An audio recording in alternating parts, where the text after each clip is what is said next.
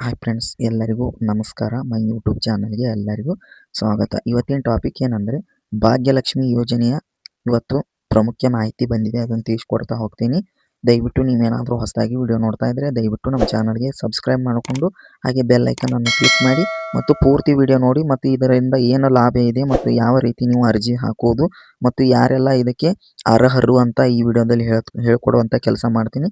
ಅದಕ್ಕಾಗಿ ಪೂರ್ತಿಯಾಗಿ ವಿಡಿಯೋ ನೋಡಿ. ಮೊದಲಿಗೆ ಏನಂದರೆ, ಹೆಣ್ಣು ಮಕ್ಕಳ ಜನನ ಉತ್ತೇಜನ ಬಡತನ ರೇಖೆಗಿಂತ ಕೆಳಗಿರುವ ಕುಟುಂಬಗಳಲ್ಲಿ ಹೆಣ್ಣು ಮಕ್ಕಳ ಜನನವನ್ನು ಉತ್ತೇಜಿಸುವುದು ಮತ್ತು ಸಾಮಾಜಿಕ ಸ್ಥಾನಮಾನ ಉತ್ತರೀಕರಣ ಸಮಾಜದಲ್ಲಿ ಹೆಣ್ಣು ಮಕ್ಕಳ ಮೌಲ್ಯವನ್ನು ಹೆಚ್ಚಿಸುವುದು ಮತ್ತು ಆರ್ಥಿಕ ಬೆಂಬಲ ಆರ್ಥಿಕವಾಗಿ ದುರ್ಬಲ ಕುಟುಂಬಗಳಲ್ಲಿ ಜನಿಸಿದ ಹೆಣ್ಣು ಮಕ್ಕಳಿಗೆ ಶಿಕ್ಷಣ ಮತ್ತು ಆರೋಗ್ಯದ ಬೆಂಬಲವನ್ನು ಒದಗಿಸುವುದು. ದೀರ್ಘಕಾಲೀನ ಭದ್ರತೆ ಹೆಣ್ಣು ಮಕ್ಕಳಿಗೆ ಆರ್ಥಿಕ ಭದ್ರತೆಯನ್ನು ಖಾತ್ರಿಪಡಿಸುವುದು ಮತ್ತು ವಿಶೇಷವಾಗಿ 18 ವರ್ಷದ ತುಂಬಿದ ನಂತರ. ಇದು 2020 ಮತ್ತು 2021ರಿಂದ ಯೋಜನೆಯನ್ನು ಸುಕನ್ಯಾ ಸಮೃದ್ಧಿ ಯೋಜನೆಯೊಂದಿಗೆ ಸಂಯೋಜಿಸಲಾಗಿದೆ. ಇದರಿಂದ ಹೆಣ್ಣು ಮಕ್ಕಳಿಗೆ ಭವಿಷ್ಯಕ್ಕೆ ಉತ್ತಮ ಆರ್ಥಿಕ ಆದಾಯ ಮತ್ತು ಸ್ಥಿತಿ ಒದಗಿಸುವುದು ಸಾಧ್ಯವಾಗುತ್ತದೆ. ಮತ್ತು ಭಾಗ್ಯಲಕ್ಷ್ಮಿಯ ಯೋಜನೆಯ ಪ್ರಯೋಜನಗಳು ಏನಂದರೆ, ಈ ಯೋಜನೆಯು ಹೆಣ್ಣು ಮಕ್ಕಳಿಗೆ ಮತ್ತು ಅವರ ಕುಟುಂಬಗಳಿಗೆ ಹಲವಾರು ಆರ್ಥಿಕ ಮತ್ತು ಸಾಮಾಜಿಕ ಪ್ರಯೋಜನಗಳನ್ನು ಒದಗಿಸುತ್ತದೆ. ಕೆಲವು ಪ್ರಮುಖ ಪ್ರಯೋಜನಗಳು ಈ ಕೆಳಗಿನಂತೆ ಇದೆ, ಅದನ್ನ ಹೇಳ್ತಾ ಹೋಗ್ತೀನಿ. ಆರೋಗ್ಯ ವಿಮೆ, ಫಲಾನುಭವಿಯಾದ ಹೆಣ್ಣು ಮಗುವಿಗೆ ಮತ್ತು ವರ್ಷಕ್ಕೆ ಗರಿಷ್ಠ 25,000ವರೆಗೆ ಆರೋಗ್ಯ ವಿಮಾ ರಕ್ಷಣೆ ಇದೆ. ಮತ್ತು ವಿದ್ಯಾರ್ಥಿ ವೇತನ 1ರಿಂದ 10ನೇ ತರಗತಿಯವರೆಗೆ ವಾರ್ಷಿಕ ವಿದ್ಯಾರ್ಥಿ ವೇತನವನ್ನು ಒದಗಿಸಲಾಗುತ್ತದೆ. ಇದರ ಮೊತ್ತ ತರಗತಿಯ ಆಧಾರದ ಮೇಲೆ ಬದಲಾಗುತ್ತದೆ. ಮತ್ತು ಅಪಘಾತ ವಿಮೆ, ಪೋಷಕರಿಗೆ ಅಪಘಾತದ ಸಂದರ್ಭದಲ್ಲಿ 1 ಲಕ್ಷವರೆಗೆ ವಿಮಾ ರಕ್ಷಣೆ ಇದೆ. ಮತ್ತು ಸಹಜ ಮರಣದ ಸಂದರ್ಭದಲ್ಲಿ ಪರಿಹಾರ, ಫಲಾನುಭವಿಯ ಸಹಜ ಮತ್ತು ಮರಣದ ಸಂದರ್ಭದಲ್ಲಿ 42,500 ರೂಪಾಯಿ ಪರಿಹಾರ ಇದೆ ಮತ್ತು ಇಷ್ಟಿದೆ. ಮತ್ತು ವಿದ್ಯಾರ್ಥಿ ವೇತನದ ಮೊತ್ತ ನೋಡೋಕ್ಕೋದ್ರೆ, ಭಾಗ್ಯಲಕ್ಷ್ಮಿ ಯೋಜನೆಯಡಿ ವಿದ್ಯಾರ್ಥಿ ವೇತನವು ತರಗತಿ ಅನುಗುಣವಾಗಿ ಈ ಕೆಳಗಿನಂತೆ ಒದಗಿಸುತ್ತದೆ. 1ರಿಂದ 3ನೇ ತರಗತಿವರೆಗೆ ಅಂದರೆ 300 ರೂಪಾಯಿ ಬರುತ್ತೆ. ಮತ್ತು 4ನೇ ತರಗತಿಯಿಂದ 5ನೇ ತರಗತಿ ಮಟ್ಟ ಅಂದರೆ ನಿಮಗೆ 600 ರೂಪಾಯಿ ಬರುತ್ತೆ. ಮತ್ತು 6ನೇ ಮತ್ತು 7ನೇ ತರಗತಿಗೆ 700, ಮತ್ತು 8ನೇ ಮತ್ತು 9ನೇ ತರಗತಿಗೆ 800, ಮತ್ತು 9 ಮತ್ತು 10ನೇ ತರಗತಿಗೆ 1,000.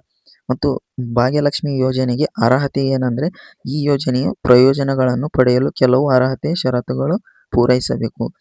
ಇದೇನೆಂದರೆ, ನೋಂದಣಿ ಸಮಯ, ಹೆಣ್ಣು ಮಗುವಿನ ಜನನದ 1 ವರ್ಷದೊಳಗೆ ಯೋಜನೆಯ ನೋಂದಾಯಿಸಬೇಕು.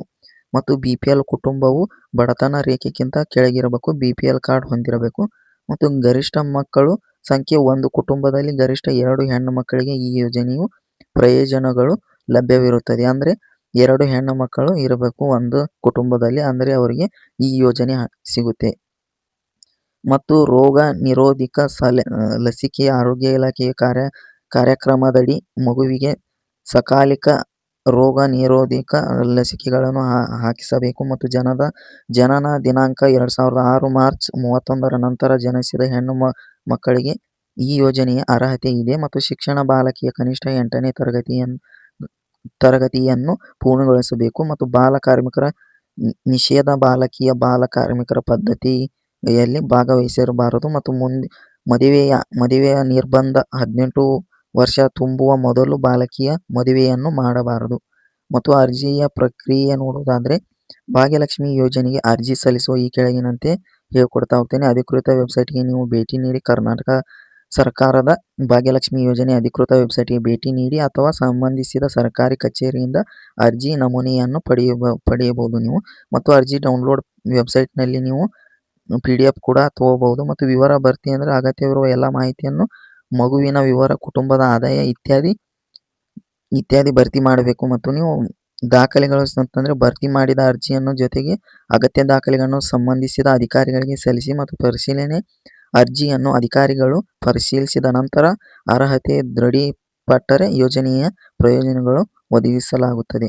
ಮತ್ತು ಅಗತ್ಯ ದಾಖಲೆಗಳು ಏನು ಬೇಕಂದರೆ, ಫಸ್ಟಿಗೆ ನೀವು ಅರ್ಜಿ ನಮೂನೆ, ಭಾಗ್ಯಲಕ್ಷ್ಮಿ ಯೋಜನೆಯ ಅಧಿಕೃತ ಅರ್ಜಿ ನಮೂನೆ ಮತ್ತು ಜನನ ಪ್ರಮಾಣ ಪತ್ರ, ಹೆಣ್ಣು ಮಗುವಿನ ಜನನ ಪ್ರಮಾಣ ಪತ್ರ ನೀವು ಕೊಡಬೇಕು. ಮತ್ತು ಪೋಷಕರ ಆದಾಯ ವಿವರಗಳು ಒಳಗೊಂಡ ದಾಖಲೆಗಳು, ಮತ್ತು ಪೋಷಕರ ವಿಳಾಸವನ್ನು ದೃಢೀಕರಿಸುವ ದಾಖಲೆ, ಮತ್ತು ಉದಾಹರಣೆ ಆಧಾರ್ ಕಾರ್ಡ್. ಮತ್ತು BPL ಕಾರ್ಡ್ ಅಂದರೆ ಕುಟುಂಬದ BPL ಕಾರ್ಡ್ನಲ್ಲಿ ಪ್ರತಿ ಮತ್ತು ಬ್ಯಾಂಕ್ ವಿವರಗಳು ಕೊಡಬೇಕು ನೀವು ಮತ್ತು ನಿಮ್ಮ ಮಗುವಿನ ಫೋಟೋ, ಪೋಷಕರೊಂದಿಗೆ ಮಗುವಿನ ಫೋಟೋ ಕೊಡಬೇಕು ಮತ್ತು ಪೋಷಕರ ವಿವಾಹ ಪ್ರಮಾಣ ಪತ್ರ ಅಂದರೆ ಅವರು ಮ್ಯಾರೇಜ್ ಸರ್ಟಿಫಿಕೇಟ್ ನೀವು ಕೊಡಬೇಕು ಮತ್ತು ಕುಟುಂಬದ ಯೋಜನಾ ಪ್ರಮಾಣ ಪತ್ರ 2ನೇ ಮಗುವನ್ನು ನೋಂದಾಯಿಸುವ ಸಂದರ್ಭದಲ್ಲಿ ಕುಟುಂಬದ ಯೋಜನೆ ಪ್ರಮಾಣ ಪತ್ರ ಸಲ್ಲಿಸಬೇಕು.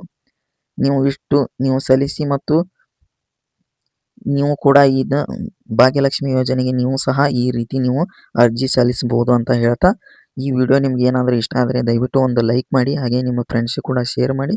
ತಪ್ಪದೇ ನಮ್ಮ ಚಾನಲ್ಗೆ ಸಬ್ಸ್ಕ್ರೈಬ್ ಮಾಡಿಕೊಂಡು ಬೆಲ್ ಐಕಾನ್ ಅನ್ನು ಕ್ಲಿಕ್ ಮಾಡಿ ಮತ್ತು ನಮ್ಮ ಚಾನಲ್ಗೆ ಸಪೋರ್ಟ್ ಮಾಡಿ ಅಂತ ಹೇಳ್ತಾ ಈ ವಿಡಿಯೋನ ಇಲ್ಲಿಗೆ ಎಂಡ್ ಮಾಡ್ತಾ ಇದ್ದೀನಿ. ಎಲ್ಲರಿಗೂ ಧನ್ಯವಾದಗಳು.